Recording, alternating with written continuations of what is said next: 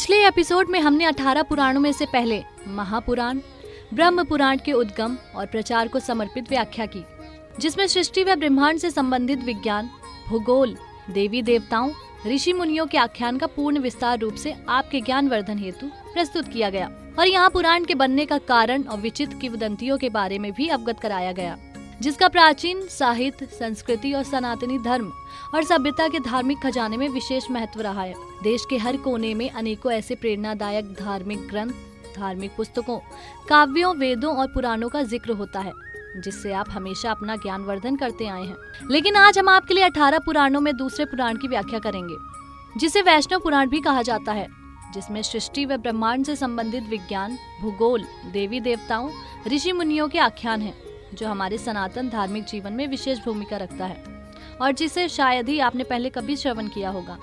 सनातन धर्म के महत्वपूर्ण धार्मिक ग्रंथों में पद्म पुराण का नाम अग्रगण्य है।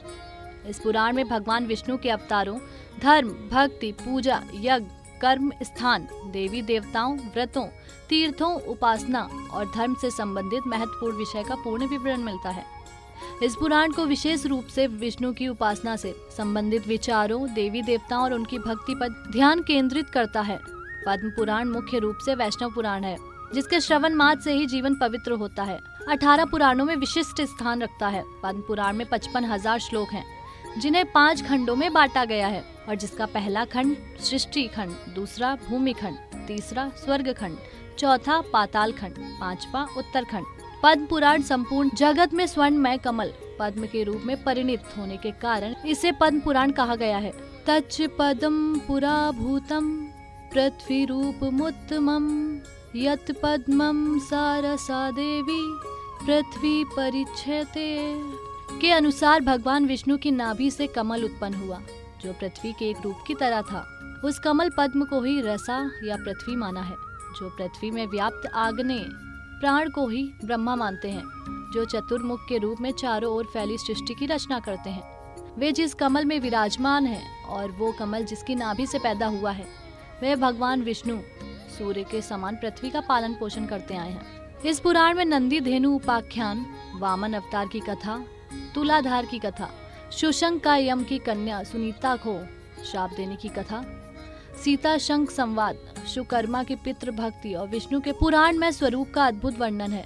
पद्म पुराण कहता है, व्यक्ति कर्म कांडों पर न जाकर साधारण जीवन व्यतीत करते हुए सदा परोपकार के मार्ग पर चले तो उसे पुराणों का पूर्ण फल मिलता है।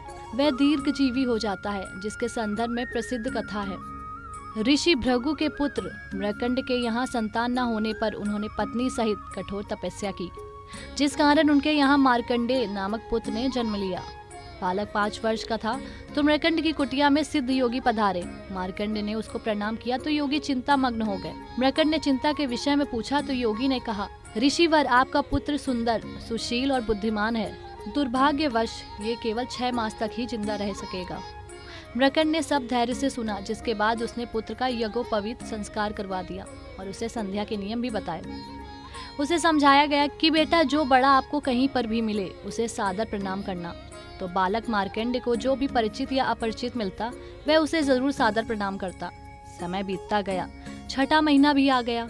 अब बालक की मृत्यु की घड़ी केवल 5 दिन दूर रह गई। एक दिन सप्त ऋषि उधर से निकले तो बालक ने उन्हें भी श्रद्धा पूर्वक प्रणाम किया।